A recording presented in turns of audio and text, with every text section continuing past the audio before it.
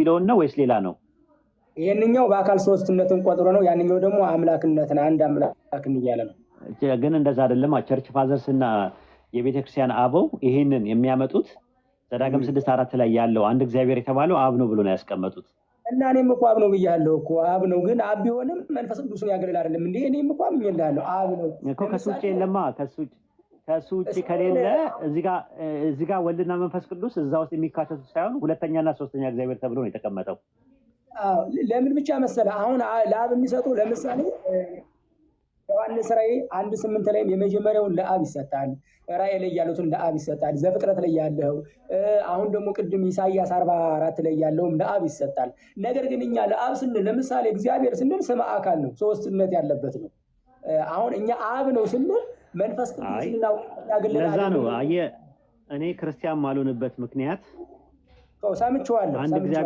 አንድ እግዚአብሔር አለ እያላችሁ ሁለተኛ እግዚአብሔር ሶስተኛ እግዚአብሔር እያላችሁ እየነገራችሁኝ ወደ ክርስትና መምጣት የሚቻል አይመስለኝም። የፈለገ ነገር ቢሆን ሶስት እግዚአብሔር አምልኬ ከምሞት አላህን በብቸኝነት አምልኬ ብሞት የተሻለ ነው። እንደው በምርጫ እንኳን ሎጂካል ናምን ወናምልክ በአሐዱ እግዚአብሔር እምቅድመ ዓለም ሀሎ ከዓለም በፊት በነበረው በአንዱ እግዚአብሔር እናምናለን እናመልካለን አለኝ። ወናምን በካሉ እግዚአብሔር ዘምልክናሁ ለአብ ይመስሎ በአምላክነቱ አብን በሚመስል በሁለተኛው እግዚአብሔር እናምናለን አለ። ሁለተኛው እግዚአብሔር ካሉ እግዚአብሔር ብሎ ነው ያስቀመጠልኝ። ወናምን በሳልሱ እግዚአብሔር መንፈስ ቅዱስ ዘይመልክ ሁሉ አለ። ሁሉም በሚሞላ በሶስተኛው እግዚአብሔር እናምናለን አለ። ሶስተኛው እግዚአብሔር እያለኝ ሁለተኛ እግዚአብሔር እየተነገረኝ ተመልሶ አንድ እግዚአብሔር የተባለው አብ ነው ብሎ ደግሞ እዚህ ጋር አስቀምጦልኛል። ስለዚህ በቃ ያ በቂ ነው። ሁለትና ሶስት መደበል አያስፈልግም። እስቲ ኡስታዝ ወይድ ለምሳሌ አንተ አሁን ፍጡር አራት ምክንያቶችን የማትመጣባቸው ወደ ክርስትና እንዳትመጣ እንደ ራስ ዳሽን ተራራ ወይም ደግሞ የማይቆረጠም የብረት ቆሎ የማይወረወር የብረት አለሎ የሆነብህ አራት ትምህርቶችን ስትናገር ሰምቻለሁ። ወደ ክርስትና አልመጣም ስትልና መጀመሪያው ፍጡር አላመልክም ብላል። ሁለተኛው ሶስት አምላክ አላመልክም ብላል ደብዬ እና ኤኒዌይስ እኛም የምናመልከው እኮ አንድ እግዚአብሔር ነው። አንተ ያልከውን ሁሉ አንድ እግዚአብሔር ነው። እስቲ ቆይ ልንገራ። እስቲ ቆይ ሶስት ስንልኛ ሶስት አማልክት ነው የምታመልኩት። ሶስት አንድ አምላክ ነው የምናመልከው አካል ነው። አሁን እኮ ችግሩ ወይድ አንተ አሁን እኔ ትምህርቶችን በነገራችን ላይ ስለ ክርስቶስ ፍጹም ሰውነት የተማርኩት ካንተ ነው። ምክንያቱም በጣም ፎከስ አድርገህ ፍጹም ሰውነቱ ላይ በደንብ ኖ አይ መጽሐፋችሁ ላይ አንተ ትቀበላለህ አይደል እንዴ? ሰይፈ ሥላሴ ዘሐሙስ ምዕራፍ 5 ቁጥር 22 ላይ ሰለስቱ አማልክት አሐዱ ስልጣን ምንክናሆሙ ይላል። የአምላክነታቸው ስልጣን አንድ የሆኑ ሶስት አማልክት ናቸው ይላል። ማንን ነው ሶስት አማልክት የሚለው? ሥላሴን ነው የሚናገር። የመጀመሪያው እነዚህ ሥላሴ ሶስቱ አማልክት ናቸው ወይስ አይደሉም? በዚህ መሰረት ሶስት ገዢዎች ነው የሚል ሶስት አምላኮች አይደለም ነው አማልክት ይላል። ሰለስቱ አማልክት ነው የሚለው ግዕዙ። አማልክት በብዙ ነው። አማልክት በብዙ ሲል ነው ለምሳሌ አካልን ነው የሚቆጠር እንጂ እስቲ ቆይ ወልድ የራስ የሆነ እስቲ ቆይ ወልድ እንደው ዛሬ አንደስ እንነጋገር ኡስታዝ ወይድ ጊዜም ስላለ ይመስለኛል። ወልድኛ ለብቻው ከአብ ተለይቶ ስፔስ ይይዛል። ወልድ ለብቻው ስፔስ ይይዛል ከአብ ተለይቶ አልጠየኩም። እሱ ላይ እሱን እንመጣበታለን። ምንድነው ቢንግ ኦፍ ምንድነው ሞድ ኦፍ ቢንግ የሚባል ነገር አለ፣ ኩነት የሚባል ነገር አለ። እሱን እንመጣበታለን። ጥያቄው ምንድነው መሰለህ? ይኸውልህ የኛን አርጊውመንት ልንገርህ። የኛ የሙስሊሞች አርጊውመንት አምላክ በአካል ሶስት ነው በባህሪ አንድ ነው ብላችሁ እንደምታምኑ ሶስት ባህሪ አለ ብላችሁ አታምኑም። ለምን? ምክንያቱም አብም አምላክ ነው፣ ወልድም አምላክ ነው፣ መንፈስ ቅዱስ አምላክ ነው ስለምትሉ በትምህርታችሁ መሰረት ሶስት ባህሪ አለ ተብሎ አይታመንም። አንተም እኔም እኮ ሶስት ባህሪ የለንም። አንድ ባህሪ ነው ያለን፣ አንድ ኤሰንስ ነው ያለን፣ ምንነት። አንተም ሰው ነህ፣ እኔም ሰው ነኝ። የኔና አንተ ምንነት ስንት ነው? አንድ ነው። ነገር ግን እኔ አንተና ጃቢር ስንት ሰዎች ነን? ሁለት ነን። እኔ አንተ ጃቢር ሶስት። ለምንድን ነው ሶስት ሰዎች የተባልነው? ስፔስ ስለምንይዝ አይደለም፣ በአካል ሶስት ስለሆነን ነው። አናንያ አዛሪያና ሚሳኤል ስንት ሰዎች ናቸው?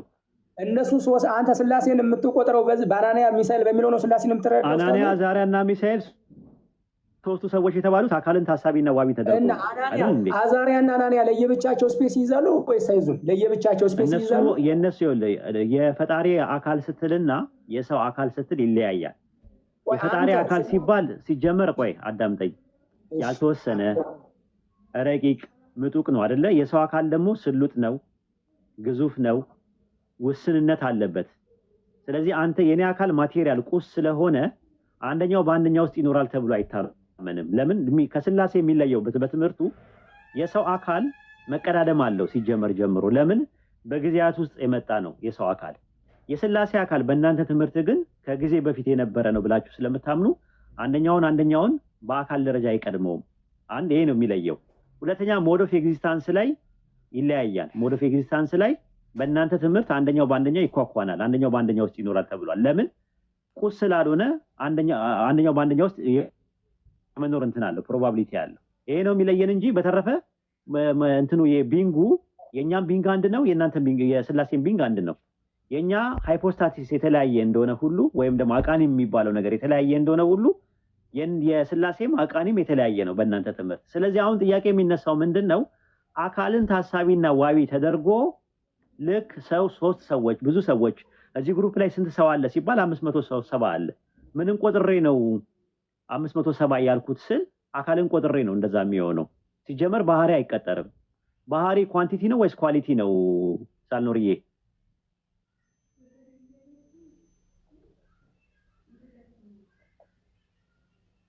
ሳልኖርዬ አቤት አቤት። ባህሪ ኳንቲቲ ነው ወይስ ኳሊቲ ነው?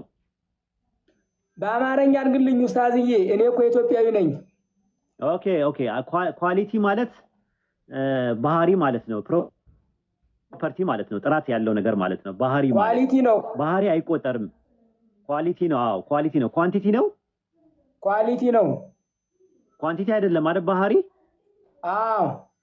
ስለዚህ ምኑን ቆጥራችሁ ነው አንድ የምትሉት? ባህሪን ነው ወይስ አካልን ቆጥራችሁ ነው አንድ የምትሉት? አንድ ባህሪ ነው የምንለኛ፣ አካልን ነው የምንቆጥረው። ምኑን ቆጥራችሁት ነው? ባህሪ እኮ አይቆጠርም እኮ ኳሊቲ እንጂ ኳንቲቲ አይደለም ሲጀመር። መቼ ነው መቆጠር የተጀመረው? ከፍጥረት ከመጣ በኋላ ነው። ሌሎች ባህሪያቶች ሲመጡ የሱ ባህሪ አንድ ነው ብለን የምንለው የሌሎቹ ስለመጡ ነው እንጂ አሁን ለምሳሌ እኔ ለብቻችን እኛ እያለን አሁን አይቆጠርም ባህሪያችን። ግን የድመት የሚባል ደግሞ ሌላ ባህሪ አለ፣ ሌላ ምንነት አለ። ድመትና ውሻ ከኛ ምንነት ጋር ይለያያል። የጃቢርና የአንተ የይስሐቅ ምንነት አንድ ነው ከኔ ጋር። ነገር ግን የድመት የውሻ የሚባል ነገር ስላለ የኔ የሁላችንም ባህሪ አንድ ነው ብዬ እናገራለሁ። ከዛ አንፃር ኡስታዝ ወይ አንዴ ላውራኔም የተናገርካቸው በጣም ጥሩ ነገር ስለሆኑ ደስ ይላል። እሺ አመሰግናለሁ። ኳሊቲ እና ኳንቲቲ ብለኛል። እኔ በንግድ ነው የማውቃቸው እነዚህ ወጪና ገቢ በጥራት ላይ ማለት ነው። ምን መሰለህ አንተ ስላሴን ስቆጥር አናንያ፣ አዛርያ፣ ሚሳኤል ወይም ሲድራቅ አብደናጎ የሚለውን ቆጠር ካንተ። እኛ ስላሴን ስንቆጥር 1 2 3 በሚል ሶስትነት አንቆጥርም። ምክንያቱም አካሉ አይደል የሚቆጠረው። ለራሱ አካል ስንቆጥር ግን አብ ተከፍሎ አካል ነው እንዴ የምንቆጥረኛ? ተከፍሎ እኮ አብ ለብቻው ስፔስ የሚይዝ፣ ወልድ ለብቻው ስፔስ የሚይዝ፣ መንፈስ ቅዱስ እንትን ሲሆን ነው ፊዚካሊ አይደለም። እኛም ያለው ሃይፖስታቲስ ነው እያልን ያለ ነው። ስለ ሃይፖስታቲስ ነው እያወራን ያለው። አቃኒም ስለሚባለው ነው እያወራን ነው። አቃኒም ማለት ምንድነው? ፓርቲኩላር ኤግዛምፕል ኦፍ ኤሰንስ አይደለ? ሲጀመር አቃኒ ብዙ ጊዜ ወይድ ስትጠይቅ ያለው ስላሴ ላይ አንተና ትምህርቶችን ስለማይ አካልን አሁን አምላክነት አይቆጠርም። አካል ነው እኛ የምንቆጠር። አምላክነት አንተ አካልና አምላክነትን ባድ ላይ ነው የምታመጣቸው። እኛ አይደለም፣ እንደዛ አይደለም። ቆይ አሁን ይቆጠራል አልከኝ። ተመለስ። አካል አይቆጠርም? ይቆጠራል። አካል ስንቆጥር ግን ለብቻ ቦታ ይዛሉ ብለን አይደለም። ቦታ ይዛሉ ብላችሁ ነው አላልኩም። እኔ አላልኩማ። ያልወጣኝን ስትሮማን ፋላሲ አትስራ። እኛ የምንለው ምንድነው? እንዛዱ አምላክ እንዛዱ ሰለስቱ ወንዘ ሰለስቱ አሐዱ ይሴሌሱ በአካላት ወይ ተዋዱ በመለኮት ብላችሁ ታምናላችሁ። ይሄ ምን ማለት ነው? አሁን ያመጣው ምን ማለት ነው? ይሄ እንዛዱ ሰለስቱ ወንዘ ሰለስቱ አሐዱ። እሺ ምን ማለት ነው? አንድ ሲሆኑ ሶስት ነው፣ ሶስት ሲሆኑ አንድ ነው። በቃ ይሴሌሱ በአካላት እኮ እሱን ነው እኮ ያልኩት እኮ እሱን ነው እኮ። በባህሪ ደረጃ ወይ አዳምጠኝ። አምላክ በባህሪ ሶስት ነው ብላችሁ አታምኑ። አምላክ በአካል ግን ሶስት ነው ብላችሁ ታምናላችሁ አይደል እንዴ? ትክክል። ስለዚህ እንደዛ ነው ታዲያ እኮ ልክ እኮ ነኝ እኮ። ሰለስቱ አማልክት የተባሉት እነማን ናቸው ታዲያ? አሁን አብ አምላክ ነው፣ ወልድ አምላክ ነው፣ መንፈስ ቅዱስ አምላክ ነው። አማልክት ይኸውልህ፣ አምላክ በነጠላ ነው ሀቢቢ ሳልኖርዬ። አማልክት ደግሞ በብዛት ነው አይደለ? ስለዚህ ሰለስቱ አማልክት በአማርኛ ሲተረጎሙ ምን ይባላል? ብዙ አምላኮች፣ ሰለስቱ ማለት ሶስት አምላኮች ነው የሚል ነገር ግን አንደኛው ሰይፈ ስላሴ የሃይማኖት መጀመሪያ አይደለም። ሰይፈ ስላሴ እንደዚህማ ብላ አትካደው እንትኑ ማለት ነው። እሺ አጋዕዝተ ዓለም ስላሴ ብላችሁ አታምኑ?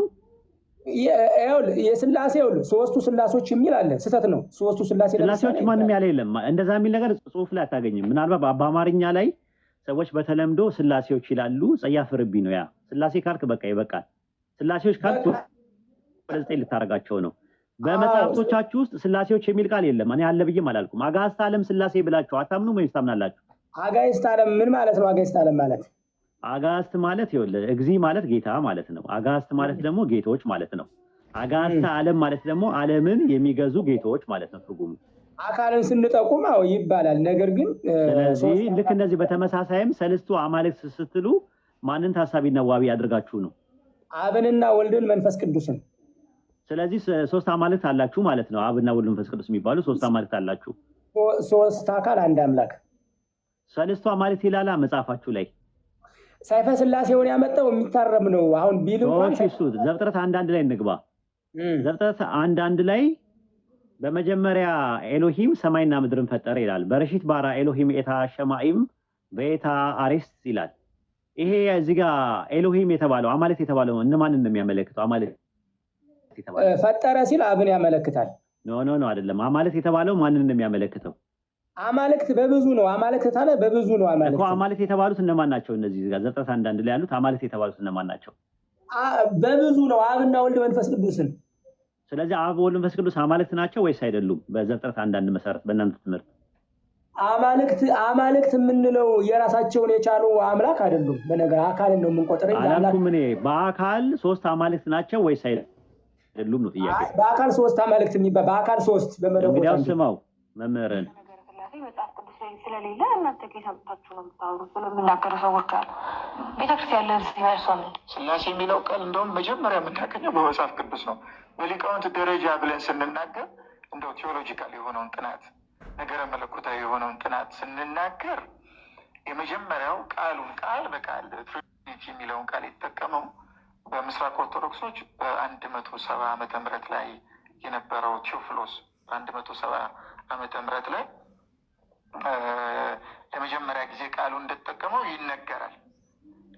ከዛ በኋላ ደግሞ ተርቱሊያን የተባለው ሊቅ በምዕራባውያን ዘንድ በጉልህ የሚነገርለት ሊቅ ነው። እሱ በሁለተኛ ደረጃ ግን በምዕራባውያን ለመጀመሪያ ጊዜ ስላሴ የሚለውን ቃል እንደተጠቀመ ይነገራል። ከዚህ ቀድሞ ግን በመጽሐፍ ቅዱስ በመጀመሪያው ምዕራፍ በመጀመሪያው ቁጥር ስለ ስላሴ ነው የሚናገረው። እግዚአብሔር ለምሳሌ ፍጥረትን ሲፈጥር የፈጠረበትን መንገድ መጽሐፍ ቅዱስ ያስረዳል። ምንድን ነው የሚለው? በመጀመሪያ እግዚአብሔር ሰማይና ምድርን ፈጠረ ይላል። የተጻፈው ይህ ምንባብ መጀመሪያ የተጻፈው በዕብራይስጥ ነው። በዕብራይስጥ ሲጻፍ እግዚአብሔር የሚለው ቃል ኤል ብሎ አይደለም የሚጻፈው። ኤል ማለት አምላክ ማለት ነው እና መጀመሪያ ሲጻፍ በነጠላ ቃል አይደለም የሚጻፈው፣ በብዙ ቃል ነው። ብዙ ብዛትን በሚወክል ቃል የተጻፈው በዕብራይስጡ ማለት ነው። ስለዚህ እኛ ስንናገረው በመጀመሪያ እግዚአብሔር ሰማይና ምድርን ፈጠረ ብለን እግዚአብሔር የሚለውን በነጠላ አድርገን ነው የምናስገባው። በምስጢር እርግጥ እግዚአብሔር የሚለው ቃል ሶስትነትን ሊያመለክት ይችላል የሚል ሀተታ ይሰጥበታል። ቃሉን አብ ወልድ መንፈስ ቅዱስ ወደሚለው እግዚ አብ እና ሄር ብለው የሚያብራሩ ሊቃውን ስላሉ ማለት ነው። ግን የቃል በቃል ትርጉሙ አንድነትን የሚያመለክት ቃል ነው እና ግን በዕብራይስጥ መጀመሪያ ሲጻፍ ግን ይሄ ቃል የተጻፈው አምላክን በነጠላ አንቀጽ አድርጎ በመግለጽ አይደለም የተጻፈው፣ በብዙ አንቀጽ አድርጎ በመግለጽ ነው የተጻፈው። ለምን ያን አድርጎ መጻፍ አስፈልገው? ለምን? ስለዚህ ኦሪት ገና ስትጀምር መጀመሪያ የእግዚአብሔርን በአካል ሶስት የመሆን ጉዳይ በማስረዳት ነው የምትጀምረው። ገና በመጀመሪያው ምዕራፍ በመጀመሪያው ቁጥር ላይ ማለት ነው።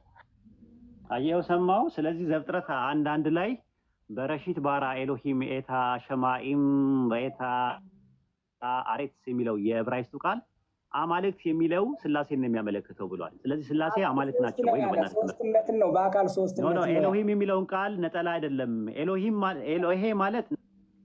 ማለት ግን ብዜት ነው አለ። አማልክት ማለት ነው ትርጉሙ እና ኤሎሂም ብዙ ቁጥር ነው።